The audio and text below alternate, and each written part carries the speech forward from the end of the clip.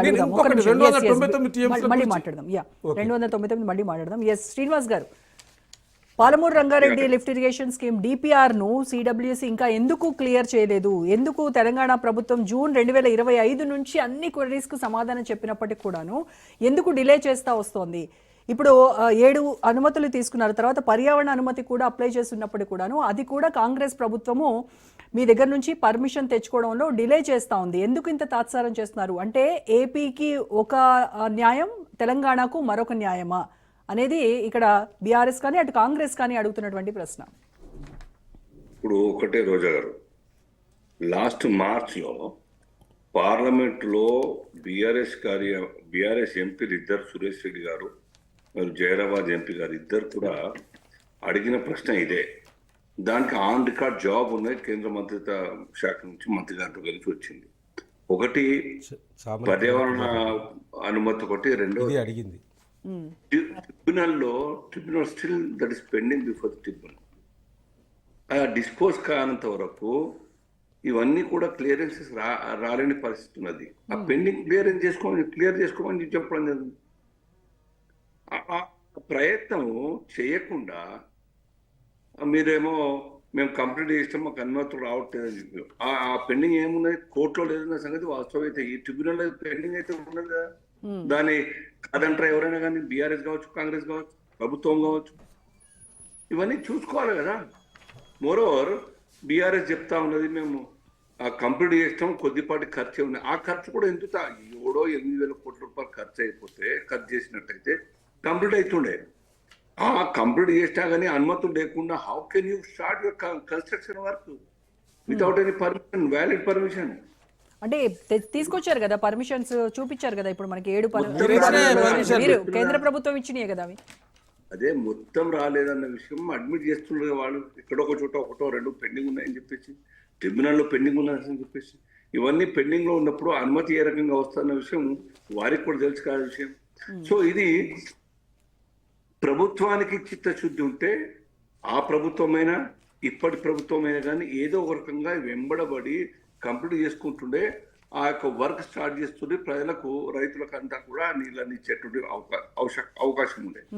Just matter of 7,000 to 8,000 crores మాత్రమే, పెద్ద ఖర్చు కాదు అది. ఇంత పెద్ద మొత్తంలో ఖర్చు చేసి 25,000-26,000 కోట్ల రూపాయలు ఖర్చు చేసి ఒక 7,000-8,000 కోట్ల రూపాయలు పెండింగ్ పెట్టడం కారణంగా అది ఇన్కంప్లీట్ గానే కనబడుతుంది. ఇప్పుడు మాట్లాడే అవకాశం వస్తుంది అందరికి.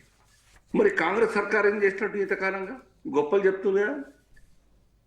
ఇప్పుడు కాంగ్రెస్ సర్కార్ 2 సంవత్సరాలు అయిపోయింది, దాన్ని మరి ఆ ఖర్చు చేసి కంప్లీట్ చేసి మీరే గొప్పగా సభ పెట్టుకుని ప్రజలందరూ మాట్లాడుతుంది కదా. మీటింగ్ రేవంత్ రెడ్డి గారు మాట్లాడే అవకాశం సొంత జిల్లాకు వస్తుండే కదా.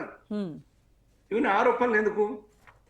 సరే కంప్లీట్ కాలేదని వీరు అంటారు, ఇప్పటి సర్కారు కంప్లీట్ చేస్తాం కొద్దిపాటు 90% కంప్లీట్ వాళ్ళే చెప్తారు. ఇద్దరు మాటలు ఓవరాల్ ఎందుకు మాటలు వినాలి మేమంతా కూడాను? Let one committee, expert committee రెండు ప్రభుత్వాలకు కూడాను ఎవరి వైపు చెప్తే ఎవరి కూపం అని భావిస్తే తెలంగాణ అధికారులు వేరే రాష్ట్రం నుంచి ఇరిగేషన్ ఎక్స్పర్ట్ పంపించి ఆ యొక్క కమిటీ యొక్క రిపోర్ట్ తీసుకోండి, ఎంతవరకు అయింది, ఎంత కంప్లీట్ కావాల్సింది, ఎంత ఖర్చు అంచనా ఉన్నదని చెప్పేసి దాంతో మాట్లాడి కంప్లీట్ చేస్తే అయిపోతుంది కదా.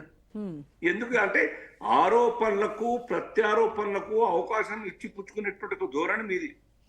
ఈవెన్ ఇప్పటి సర్కార్ది, పాత సర్కార్ది, బీఆర్ఎస్ సర్కార్ది పెండింగ్ ఉంటే వీళ్ళకి అవకాశం, పెండింగ్ కాదు మీరు పెండింగ్ పెడుతున్నారని చెప్పి వాళ్ళకి అవకాశం. నిజాయితీగా మాట్లాడితే ఎవరైనా పంపిస్తామని చెప్పాలి, ఒప్పుకోవాలి. ఆ మాట మాట్లాడదు అసెంబ్లీ, దానికోసమే చర్చనట్టు. అంటే మీరు కంప్లీట్ చేసి చర్చలు చెప్పండి, చర్చలు చేయండి. కంప్లీట్ చేసే గురించి మాట్లాడారు. కాళేశ్వరం ముందు అదే పరిస్థితి. 1,00,000 కోట్ల రూపాయలు, 95,000 కోట్ల రూపాయలు ఖర్చు చేసిన వాళ్ళంటారు. ఇప్పుడు ఏం పనికి రాకుండా ఉందని చెప్పేసి వీళ్ళంటారు. ఎన్డీఎస్ఏ కావచ్చు, ఇంకెవరైనా కావచ్చు, ఎక్కడో ఒక చోట కంప్లీట్ ఎంతో కొంత కంప్లీట్ చేస్తే ఆ ప్రాంత రైతులకు ఏ రకంగా ఆ నీళ్ళని అందించవచ్చు, దాని ద్వారా కొద్దిగా ఈల్డ్ పెరిగే అవకాశం ఉన్నది, విస్తరణ పెరిగే అవకాశం ఉన్నది, రైతు ఇళ్లలో ఆనంద భాష్పాలు, ఆర్థిక వికాసం జరిగే అవకాశం ఉన్న విషయం ఎందుకు ప్రయత్నం చేస్తున్నారు ఈ 2 సర్కారు కూడా, పాత సర్కారు ఇప్పటి సర్కారు కూడా? కేవలం ఆరోపణలకు డ్యామేజ్ చేయడానికై ఒక టూల్గా వాడుకోవడం ప్రయత్నం చేస్తుంది తప్ప ఇంకేం లేదు. మరి కేంద్ర ప్రభుత్వానికి దీనిపైన బాధ్యత లేదా? ఇందాక రామ్మోహన్ రావు సార్ చెప్పారు, కేంద్ర ప్రభుత్వము ఇద్దరు రెండు రాష్ట్రాలకు సంబంధించినటువంటి ఇద్దరు సీఎంలను కూర్చోబెట్టి మధ్య మార్గంగా ఇది కోర్టులకు తెచ్చుకోవాల్సినటువంటి అంశం కాదు కదా. కేంద్రం జోక్యంతోనే ఇది ఒక పరిష్కారం దిశగా వెళ్ళేటువంటి సమస్య. మరి ఎందుకు కేంద్రం జోక్యం చేసుకోవట్లేదు? అందుకోసమే ట్రిబ్యునల్ లో పెండింగ్ ఉందని చెప్తున్నాను. ట్రిబ్యునల్ యొక్క జడ్జి రావాలి కదా, అవుట్కమ్ రావాలి, రిజల్ట్ రావాలి కదా. ఆ ట్రిబ్యునల్ కేంద్ర ప్రభుత్వం యొక్క పరిధిలో ఉన్నటువంటి ఆ ట్రిబ్యునల్ కాదా, అది కోర్టు కాదా? అక్కడనే ఉంది కదా. లేదు, మీరు బయట మాట్లాడండి. కృష్ణా నది వాటాల గురించి చంద్రబాబు నాయుడు గారితో మాట్లాడండి, కన్సెన్సస్ కొనండి, ట్రిబ్యునల్లో పిటిషన్ పెట్టండి, అఫిడవిట్ ఇవ్వండి. మేము ఇద్దరం కూడా ఒక కంక్లూజన్కి వచ్చినాం, దీస్ ఆర్ ది థింగ్స్, మేము వచ్చినాం, ఈ రకంగా రిజాల్వ్ చేయండి అని చెప్పండి.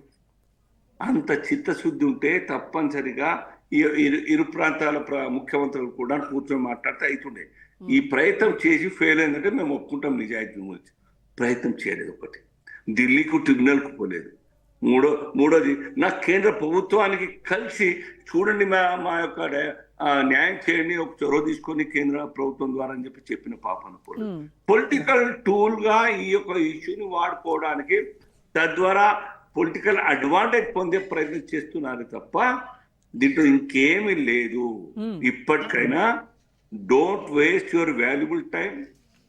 ఇంకా ఆ అసెంబ్లీ నిర్వహణ దీనికోసమే చర్చల కోసం నిర్వహించి లక్షల రూపాయలు, కోట్ల రూపాయలు ఖర్చు ఎక్కువ చేయకండి.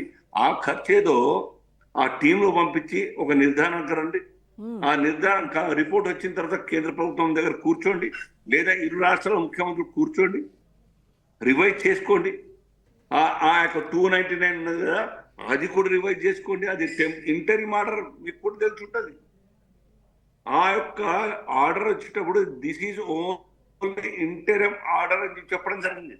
తాత్కాలికమైనటువంటి ఒక ఉడంబడిక, ఒప్పందం, ఇది మాత్రమే, ప్రపోజల్ మాత్రమే చెప్పడం జరిగింది. దాని తర్వాత ఒక్కసారన్న neither that government not this government ఒక్కసారన్న ఆ 299 నుంచి ఇది కాదు, ఈ యొక్క మేము స్టడీ చేస్తాం, ఈ రిపోర్ట్ ప్రకారం మాకు ఎక్కువ రావాలి, నీళ్ళు ఇంతగానో అక్కడ కాదు, ఎక్కువ మాకు రావాలని చెప్పేసి కంటెంట్ చేంజ్ చేసినటువంటి ఒక ఉదాహరణ చూపించండి. ఉంటే మీ దగ్గర ఉంటుంది, రాజనీతిలో మొత్తం లైబ్రరీ ఉంటుంది మీ దగ్గర, చూపించండి. లేదు, చాలా మంది అది ఇంటరిమ్ అన్నది 1 year చాలా మంది తెలియదు. చాలా మంది స్టడీ చేసిన పాప అనుకోలేదు. ఇంకా మాట్లాడతారు, అంత తెలుగుమంతులాగా మాట్లాడతారు. ఇప్పుడు కాంగ్రెస్ సర్కార్ ఎంత మంచి అవకాశం ఉంటుండే. ఇవాళ నిర్వహించేటువంటి అసెంబ్లీ సమావేశాలు ఓన్లీ నది యొక్క జలాల మీద, లేకపోతే పెండింగ్ ప్రాజెక్టు మీద చర్చకు మీరు టాపిక్ తీసినారు కదా.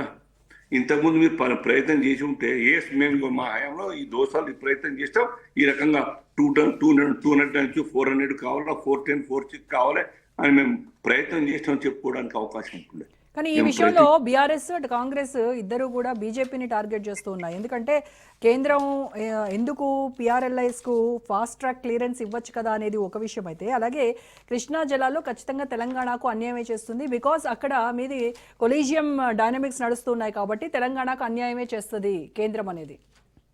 అది అర్థం లేని ఆరోపణ రోజా గారు. నేను అదే చెప్తున్నా, మీరు చేసిన ప్రయత్నం ఏమన్నా చెప్పండి. మా పాత్ర లేకుండా మా పాత్ర మీరు ఇన్వాల్వ్ అయ్యి కేంద్రం ఈ రకంగా చెయ్యండి అని చెప్పేసి చేసిన ప్రయత్నం ఏంది? లేదా ట్రిబ్యునల్ దగ్గర పోయి చేసింది ఏమున్నది? లేదా ముఖ్యమంత్రి చంద్రబాబు నాయుడు గారి దగ్గర వెళ్ళి చర్చలకు ఆహ్వానించినటువంటి అవకాశం చూపించండి, ఉదాహరణ చూపించండి. అని మమ్మల్ని అనవసరంగా టార్గెట్ చేస్తూ ఉంటారు.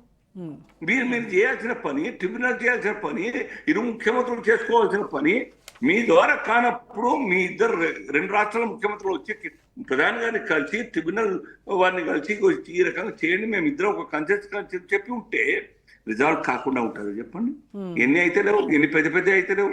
ఊరికే అయిందా 370 ఆర్టికల్ రద్దు? అక్కడ ప్రజల్ని విశ్వాసంలోకి తీసుకోలేదా? అక్కడ మత పెద్దలను తీసుకోలేదా? ఆ యొక్క టెర్రరిస్ట్ ఆర్గనైజేషన్ చీఫ్లను కూడా ఇండైరెక్ట్ గా ఎక్కడో కూడా చిప్పించి చర్చలు రప్పించే ప్రయత్నం చేయలేదా? సో ఇది మనసుంటే మార్గం ఉంటుంది. రోజా గారు గుర్తుపెట్టుకోండి. లేదా ఈ తెలంగాణ అంశంలోని పెండింగ్ ఇష్యూస్ అన్ని కూడా రిజాల్వ్ అయినట్టయితే మాకేముంటది, కేసీఆర్ ను తిట్టడానికి, లేదంటే మాకేముంటది కాంగ్రెస్ తిట్టడానికి, వాళ్ళు అనుకుని టూల్గా వాడుకుంటే it goes on like anything. Right sir, ఇట్లనే పోతా ఉంటది. ఇప్పటికైనా అనవసరంగా చర్చ పెట్టకండి. ఆ యొక్క అసెంబ్లీలో గౌరవప్రదమైన చర్చ మొదలు పెట్టండి. ఆరోపణలు అంటే చీప మాట్లాడుకోవడాలు, తిట్ల మీద ఇంకా డాక్టరేట్ గా ఉండి తిడితే ఇంకా ఆ కొత్త మాటలు, ఇవన్నీ కాదు మాటలు. రైట్ రైట్ గౌరవం